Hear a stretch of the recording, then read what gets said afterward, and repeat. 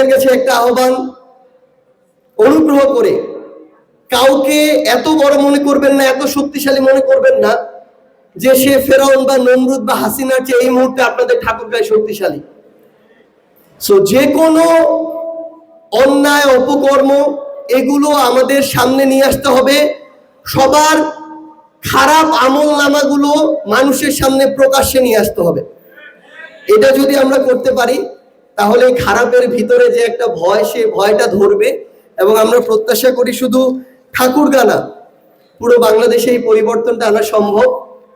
অনেক আপনাদের ঠাকুরগাঁর কথাই চিন্তা করেন, আপনাদের ঠাকুরগাঁয় এখনো চাঁদাবাজি হয়, দখলদারিত্ব হয়, ক্ষমতার অপব্যবহার হয়, ব্যাপক মাত্রায় মামলা বাণিজ্য হয়।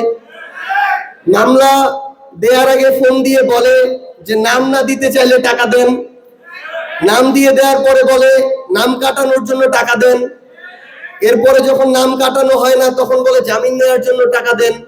এই চক্রটা পুরো বাংলাদেশেই চলছে। সো এই চক্রটা এই মুহূর্তে কিন্তু আওয়ামী লীগের কেউ করছে না, তাহলে কেউ না কেউ করছে। তাহলে যারা করছে আমি যদি তাদেরকে এস্টাবলিশ হতে দেই, সে শেখ হাসিনার চেয়ে, সে বা তিনি বা তারা শেখ হাসিনার চেয়ে এই মুহূর্তে বেশি শক্তিশালী না। শেখ হাসিনা তার সময় যত শক্তিশালী ছিল তার চেয়ে শক্তিশালী না।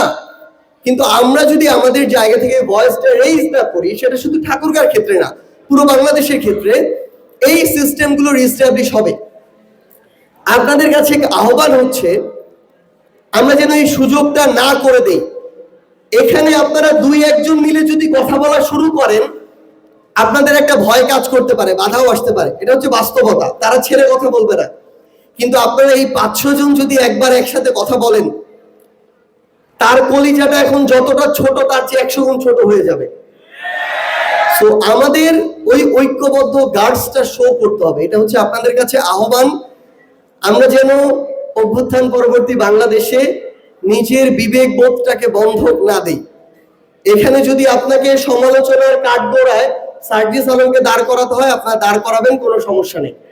কিন্তু একইভাবে যে কাউকে, সে যে রাজনৈতিক দলের হোক, যত শক্তিশালী ব্যক্তি হোক না কেন, তাদেরকেও এই যৌক্তিক সমালোচনার কাঠগড়ায় দাঁড় করানোর মতো সাহস আমাদের থাকতে হবে।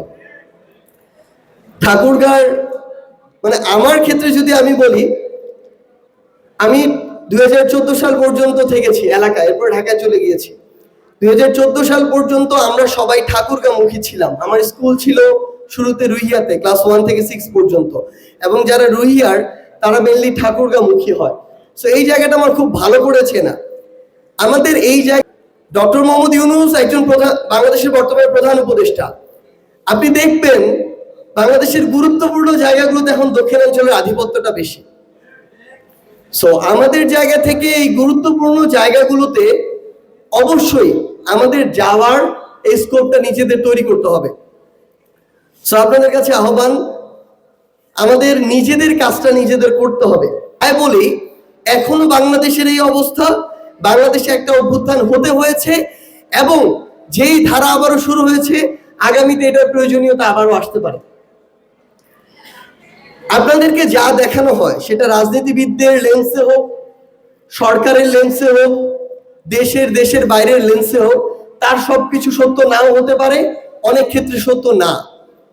কিন্তু আপনাদের গুরুত্বপূর্ণ কিছু কাজ হচ্ছে, আমরা যেন কোনো একটা জিনিসের উপরে একদম অন্ধ বিশ্বাসটা করে ফেলি। সেটা যদি দেশের প্রথম সারির একটা মিডিয়া হয় তাও না, সেটা যদি দেশের অন্যতম সেরা একজন রাজনীতিবিদ হয় তাও না। এই মুহূর্তে আমরা দেশে এবং দেশের বাইরে অসংখ্য প্রোপাগান্ডা সেলকে অ্যাক্টিভ দেখি। এই প্রোপাগান্ডা সেলগুলো হতে পারে কোনো একটা রাজনৈতিক দলের, হতে পারে মতের, হতে পারে যে কোনো সরকারের, দেশের বা দেশের বাইরের, হতে পারে যে কোনো এজেন্টের ক্ষেত্রে। সো আপনাদের কাছে এই আহ্বান, এই ইয়াং জেনারেশন, কারণ এই ইয়াং জেনারেশনের হাত ধরেই এই পরিবর্তনটা এসেছে। লিড নিয়েছিল এই ইয়াং জেনারেশন, যারা স্পেশালি ইউনিভার্সিটি স্টুডেন্ট, পরে কলেজ স্কুল জয়েন করেছে। আপনাদের কাছে আহ্বান হচ্ছে আমাদেরকে ওই ক্রিটিক্যাল জাজমেন্ট এবং থিঙ্কিং এর জায়গাটাতে থাকতে হবে।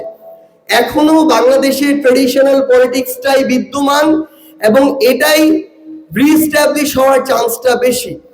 কিন্তু আমাদেরকে ওইখানে একটা প্রতিবন্ধক হিসেবে দাঁড়াতে হবে। আমি আপনাদেরকে বলতে পারি, বাংলাদেশে যদি অভ্যুত্থান না হয়, একটা বিপ্লব হতো, বিপ্লবী সরকার হতো, তাও আমাদের আকাঙ্ক্ষিত সকল পরিবর্তন সম্পন্ন হতো না। এত বড় একটা চেঞ্জ কোনোদিন কয়েক মাস বা 2-1 বছর হয়ে যায় না। কিন্তু আমরা যদি প্রতিবন্ধক হয়ে না দাঁড়াই, আবার ওই সিস্টেমগুলো রিএস্টাবলিশ হবে, এটা হওয়ার সম্ভাবনা খুবই প্রবল।